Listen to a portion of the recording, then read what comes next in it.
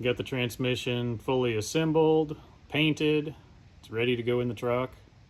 I've got everything set up over there to pull the other transmission and transfer case out next, and then I can get this one swapped in there. The rebuild process, or at least the assembly, seemed to take me a while because I decided to film the whole thing and make a separate how-to, or at least how I do it, video on assembling these. So we'll see how that turns out, but it was a lot of video clips. Anyway, pretty happy with how it came out. Put some primer and Cummins beige paint on it. I still got to build a shifter stick for it. I think that's about it. So this is interesting. The second transmission I've built for a truck I've never even driven.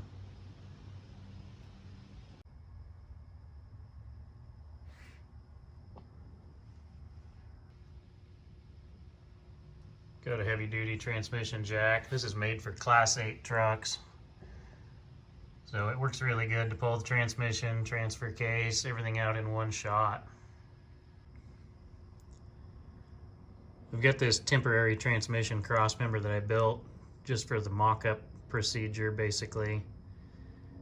So it allows me to set the engine and transmission and everything in the chassis and still be able to move it around, and the truck will still roll this way, and I don't have any sketchy blocks to deal with. So this will, I think, be helpful for getting everything into position and building permanent mounts and cross members.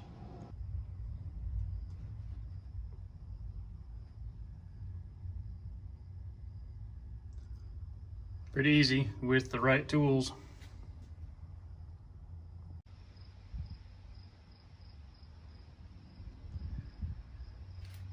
Got an engine hoist set up to hold the rear of the engine. The front of it's sitting on the frame on the temporary mounts I built. And I've got blocks also, just in case the hoist leaks down, but should be pretty safe.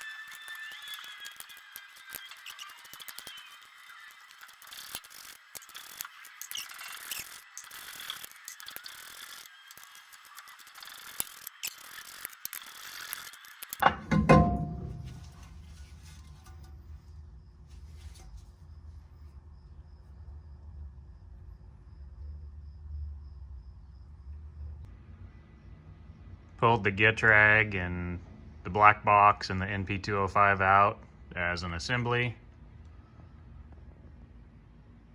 with a really stout transmission jack.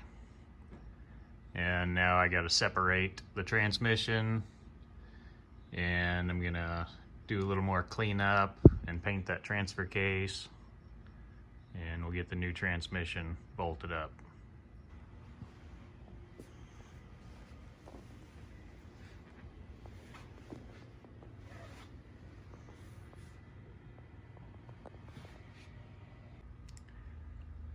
Anybody still running a Getrag, that top rubber boot is usually junk by now. This is a Polaris Cv Boot, and I'll put the part number up for it, but it's a really nice fit on there. And then I put a fitting in for a vent hose, because I think originally these were a loose enough fit that it was venting through there.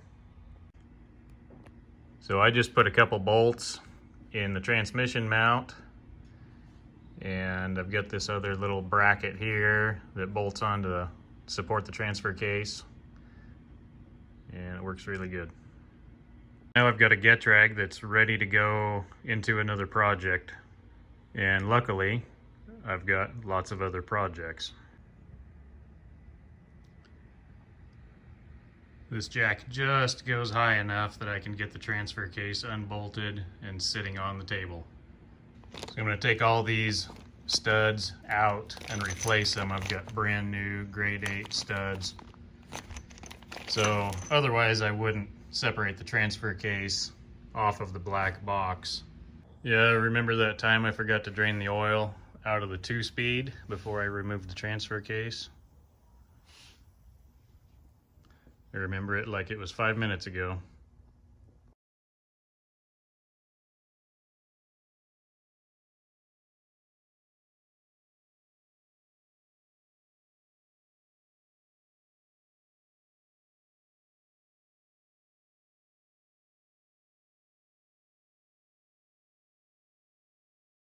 So my rear seal was so dry that this aluminum had a little bit of corrosion on it,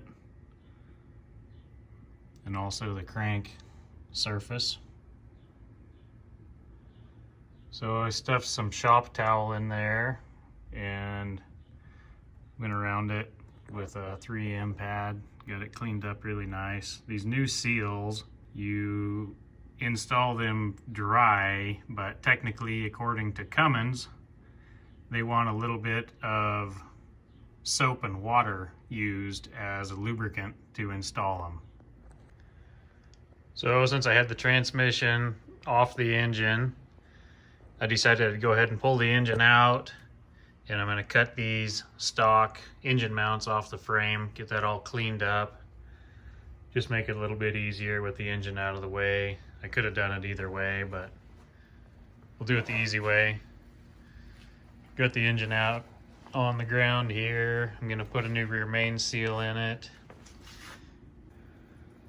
So when you convert from the Getrag to the NV 4500 or 5600, the bell housings, of course, stay with each transmission, but you do need to change the flywheel housing. So the thinner one is for the Getrag, and this is the one I'm using for the new venture. And that's the Cummins part number for that one.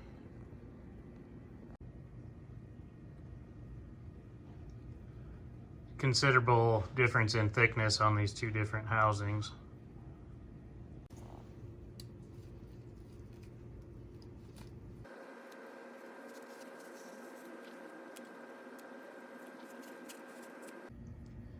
We've got this all prepped and cleaned up, ready for the new seal.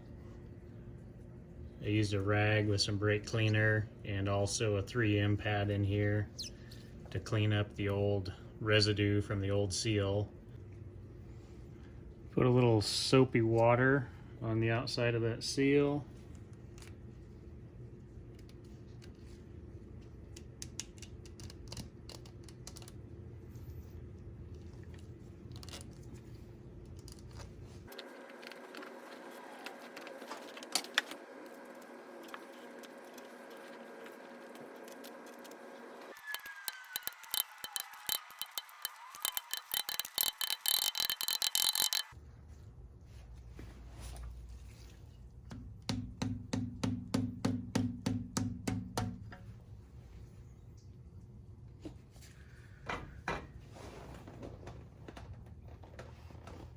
There it is. Well, I got it in. Strange thing, this outer dust lip seems to be not quite touching the crank. I don't understand why they would want that. The inner lip seemed like it was a good fit. I don't see that it's going to leak anywhere, but seems strange. Run it and watch it, I guess. Well, the engine's out here and it's easy. I'm gonna do some more cleanup and get the block painted at least. A bunch of the stuff on top is gonna get changed out anyway, so I'm probably not gonna worry about painting that stuff right now. Gotta get this Getrag off the transmission jack. Got the 2-speed and transfer case separated. Gonna get stuff put back together and do some more painting.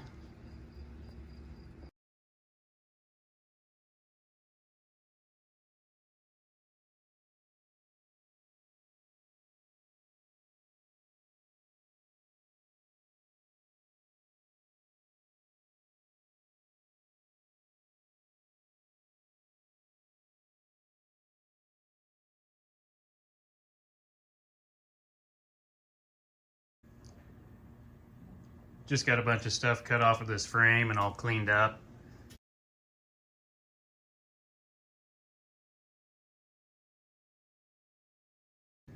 I'm gonna be building all new brackets for this setup. There was another cab mount there I removed and cut out the old engine mounts. They were welded in pretty good. It's like the factory didn't want them to fall off. That side's all cleaned up too. Made a big mess. Got that cab mount cut off. Another cab mount. So I'm all set up to build all the new stuff. I chopped off these mounts a long time ago and I haven't bothered with cleaning that up. I kind of think I'm going to cut the frame probably right around that area and redo the whole front of it here for a winch mount and support for the grill and everything. So that's why that's kind of untouched. Got a little more cleanup work to do on this engine. Put a little paint on it, put some more parts on it, and I'll set it back in the chassis.